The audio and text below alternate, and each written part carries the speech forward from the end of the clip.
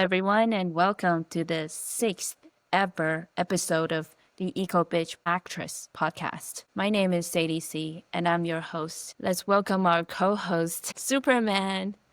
Hello, everybody. I'm choosing a lower register. Anyway, I just re-recorded my podcast, but again, as I mentioned, Superman has a girlfriend. And if all stars align and if I get 100 people clamoring to see his girlfriend, I will put her on the episode as a guest. So let's start with an eco tip as usual. It's been many days and I almost forgot how my podcast runs. But before the eco tip, to the 5 people who listened to my last episode, I did promise to respond to comments. I got 7 comments.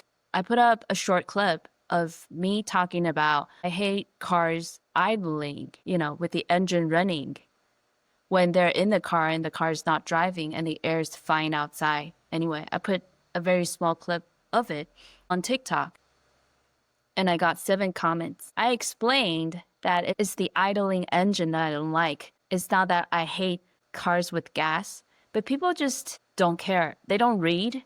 They don't listen to my podcast. They just write bad comments or they just feel attacked and try to be defensive, which is really interesting. So first, user A40 blah blah blah blah. I'm a truck driver though, sad face. That is irrelevant. But it's neutral, right? Okay, you're a truck driver. Who cares? And I'm not against truck drivers. Please listen to my podcast. This person clearly did not. Next, Riptide something. EVs powered by the renewables is the future. That is my favorite comment because it's the only positive one. And yes, great comment. I gave you a heart because everyone else, Next, just a dude. What about people breathing? What about people breathing? Clearly did not get my message. And Bob, let me have a good voice for Bob. I leave my 40-year-old truck running for fun. Okay, this is a troll or just one of those classic trolling, negative, white rednecks, Bob. Okay, I'm just calling you out because nobody leaves their old truck running for fun. Unless you're a bratty teenager, which you definitely are, a 60-year-old, but your heart is still like 16, I'm pretty sure. Next, user 420 blah blah.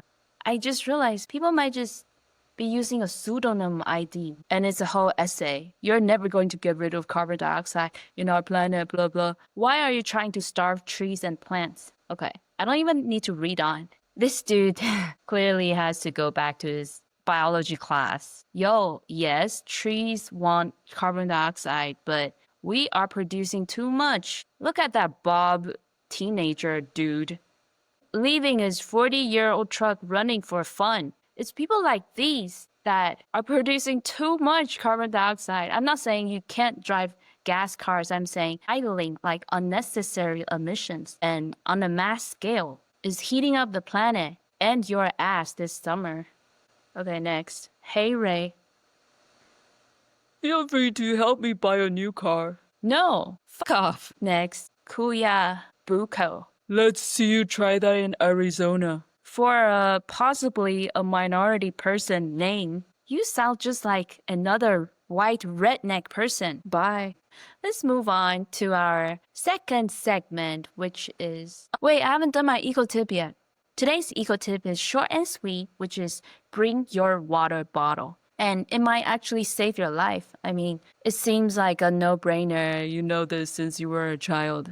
But actually do it and just fill it with drinkable water. You never know. It's going to save your ass because it did so many times in my life. First of all, you can just refill it at Starbucks, at cafes, and at the public fountains. I always go to the public fountains. People are like, oh no, they're not checked. I have gone to every single one. I have drank at every single one, every single shady, old, new, random parks, trails, and I have never gotten sick from it. And I do it a lot. I really drink from the water fountains a lot. But I also have a great stomach and I don't destroy my body. So maybe that's why. Okay, I'm on your side. First of all, for you, it saves you what, $3.50, $4 now for a bottle of water you buy at any place? It's ridiculous. They're selling water for money when you can get it for free.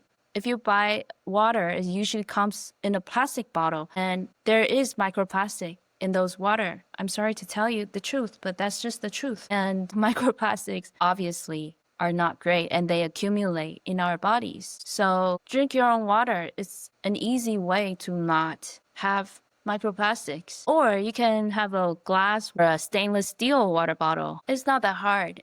Or, if you have a glass bottle from your favorite ginger ale, you can use that. And it's chic. It's everything. And if you're a guy catcalling and you have a water bottle, I might just look at you a second longer. I'll be like, okay. Yeah, when I don't do that to other catcallers with our water bottle. Am I the only one finding that funny? And another thing is you can wash your hands if your hands get dirty. If the windshield gets dirty, just get the water you have from the car and wash your windshield, wash your feet. If you're at the beach, hey, California, if you're at the beach at a place without water, you can use that water for your feet, for anything you need washed. Water is amazing. Oh my God. Hashtag, I love my water bottle. Here's Supermink. What about those fancy brand water bottles? I don't care. I don't need one to be cool. Being an Ecobitch is 100 times cooler than that.